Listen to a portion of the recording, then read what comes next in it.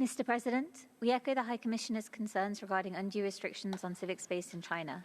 We underline OHCHR's statement of 27th of August, which highlights glaring gaps in the Chinese government's implementation of UN recommendations, 2 years since the publication of OHCHR's report on Xinjiang. These are not abstract violations. They are the lived realities of activists Sophie, Huang and Wang human rights lawyer Yu Wensheng and his wife Jian, and Uyghur economist Ilham Tohti. We continue to call on this Council to take steps, in line with calls made by UN special procedures, towards holding Chinese authorities accountable, and we reiterate the urgent need for an investigative mechanism on the situation in Xinjiang. The High Commissioner warned in his global update of what can come when one group is singled out as a scapegoat for society's ills.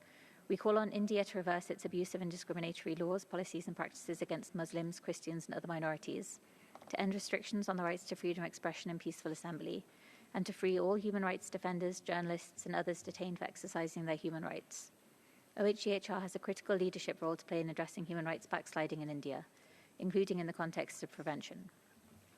We share the High Commissioner's concern about arrests and detention of political opponents and activists in Tunisia, in the context of an unprecedented clampdown against migrants, refugees, human rights defenders, political opposition, journalists and lawyers. We call on Tunisia to free those arbitrarily detained in relation to the exercise of their rights and to halt attacks on civil society and fundamental freedoms. Thank you. Thank you.